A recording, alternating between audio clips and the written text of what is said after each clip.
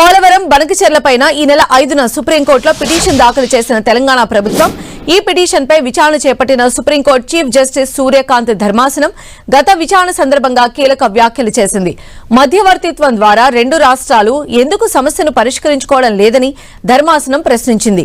పోలవరం జాతీయ ప్రాజెక్టు కావడంతో దానికి కొనసాగింపుగా ఏం జరగాలన్నా కేంద్ర ప్రభుత్వం పరిశీలిస్తుందని ధర్మాసనం తెలిపింది.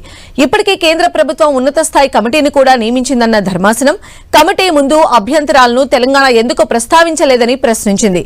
గత విచారణ సందర్భంగా ఈ నెల 12న సముచిత పరిష్కారం కనుగొందామన్న సుప్రీంకోర్టు చీఫ్ జస్టిస్ సూర్యకాంత్ తెలిపారు. ఏపీ మాత్రం తన వాదనలను అత్యంత బలంగా వినిపించేందుకు సిద్దమైంది. ఈ ప్రాజెక్టుకు సంబంధించి న్యాయస్థానంలో రాష్ట్ర ప్రయోజనాలను కాపాడమే లక్ష్యంగా జలవనరుల శాఖ మంత్రి నిమ్మల రామానాయుడు ఉన్నతాధికారులు లీగల్ టీంతో సుదీర్ఘంగా సమీక్షించారు. వీడియో కాన్ఫరెన్స్ ద్వారా జరిగిన ఈ సమావేశంలో ఇరిగేషన్ అధికారులు, నిపుణులు, న్యాయవాదులు పాల్గొన్నారు.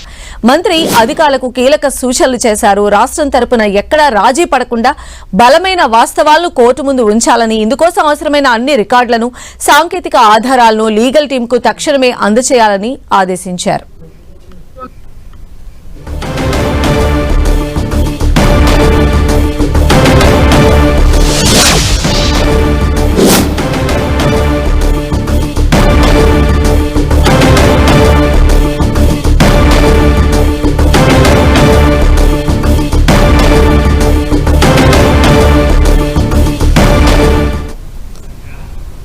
పోలవరం నల్లమల సాగర్ ప్రాజెక్టుతో తెలంగాణకు నష్టం లేదన్నారు ఏపీ సీఎం చంద్రబాబు. తాము మిగులు జలాలను మాత్రమే వాడుకుంటున్నామని చెప్పారు. కాళేశ్వరం కట్టినప్పుడు తాము అభ్యంతరం చెప్పలేదని చంద్రబాబు గుర్తు చేశారు. నల్లమల సాగర్తో ఎవరికీ నష్టం లేదని, 3000 టీఎంసీల నీళ్లు సముద్రంలో కలుస్తున్నాయని, అందుకే మిగులు జలాలను వాడుకుంటున్నామన్నారు. పుష్కరాల్లోపు పోలవరం ప్రాజెక్టు పూర్తి చేస్తామని, ఈ ప్రాజెక్టు పూర్తయితే ఏపీనే ఇతర రాష్ట్రాలకు నీళ్లిస్తుందన్నారు. తెలుగు జాతి ఒక్కటేనని, అందరం కలిసి పనిచేయాలన్నారు సీఎం చంద్రబాబు.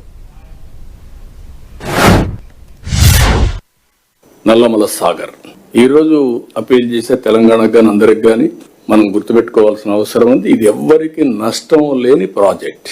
కాళేశ్వరం ఉంది, ఆంధ్రప్రదేశ్ కు పైన ఉంది. అక్కడ ఈ రోజు ఒక ప్రాజెక్టు కట్టారు.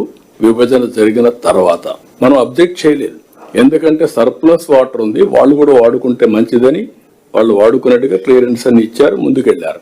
ఈ రోజు కిందన ఇది వాళ్ళు వదిలిపెట్టిన నీళ్లే పోలవరానికి వస్తాయి. పోలవరానికి నల్లమల సాగర్కి నీళ్లు తీసిపోయి వాడుకుంటే అవసరం అయితే నాగార్జున సాగర్ లో, శ్రీశైలంలో మనం వాడుకున్న నీళ్లు ఇక్కడ వాడుకుంటాం కాబట్టి కొన్ని మిగిలితే ఆ నీళ్లు తెలంగాణ, రాయలసీమ పూర్తిగా వాడుకునే పరిస్థితి వస్తుంది.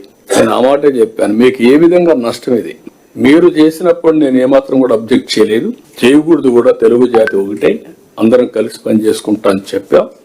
అదే సమయంలో 87% పోలవరం పనులు పూర్తి చేశాం.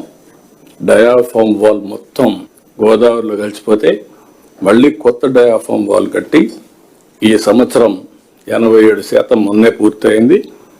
రాబోయే మార్చికి పూర్తవుతుంది.